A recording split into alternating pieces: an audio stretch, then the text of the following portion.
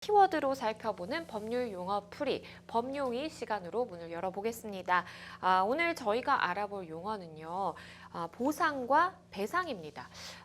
닮은 것 같으면서도 좀 차이점이 있는 두 단어인데, 일상생활에서는 사실 많은 분들이 그냥 혼용해서 좀 사용을 하시는 것 같아요. 법적으로 어떤 차이점을 가지고 있는지 좀 알아보겠습니다.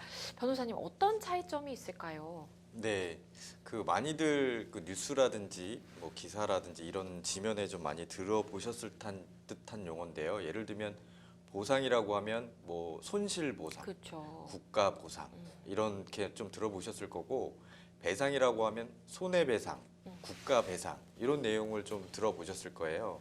그래서 그 차이점을 이론적으로 좀 말씀을 드리면, 보상이라고 하는 거는 국가에서 어떤 제도적으로 적법하게 진행되는 절차에 따라서 어, 손실이 나는 경우.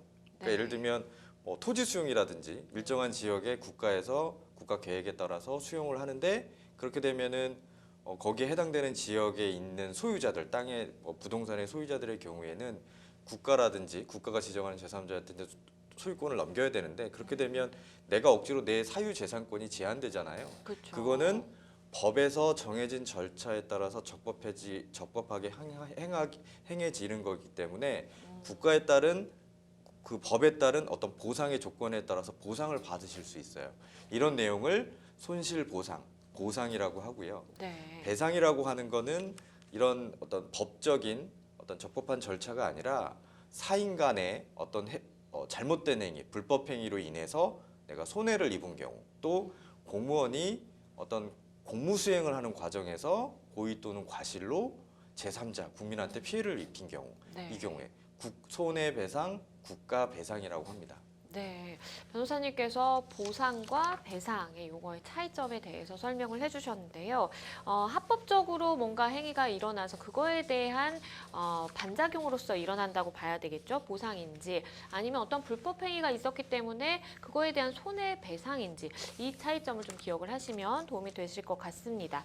사실 사례를 통해서 우리가 알아보면 조금 더 쉬울 것 같은데요. 사실 기사를 통해서 좀 많이 접하게 되는 것 같아요. 좀 설명을 해주시죠. 네, 사례를 통해서 이제 간략하게 설명을 좀 드리면, 국가 보상의 경우에, 손실 보상의 경우에 토지 수용이 좀 사실 대표적이에요. 많이들 네.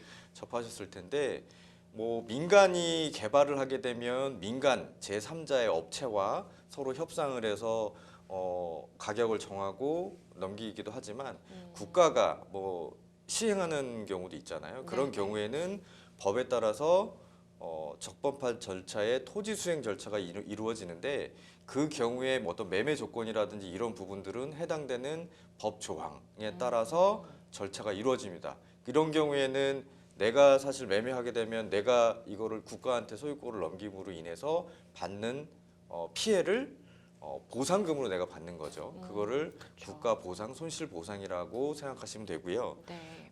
손해배상의 경우에는 크게 두 가지로 나눌 수가 있어요. 예를 들면 사인과 사인 간에, 개인과 개인 간에 어떤 문제가 있을 수 있고, 국가와 개인 간의 문제가 있을 수 있습니다. 네. 개인과 개인 간의 문제에 있어서는 쉽게들 많이 접하시죠. 교통사고로 인해서 피해를 받은 경우라든지, 서로 다투다가 폭행으로 인해서 피해를 받은 경우라든지, 또 A라는 사람이 B라는 사람의 소유의 재물을 손괴해서 그게 파손되는 경우, 이런 경우에는 다 뭐 손괴죄라든지 교통사고 피해라든지 이런 부분이 문제가 불법 행위로 인한 부분이기 때문에, 네. 그거를 제3자한테 손해배상 청구를 하시면 됩니다. 그런 권한이 있는 거고요.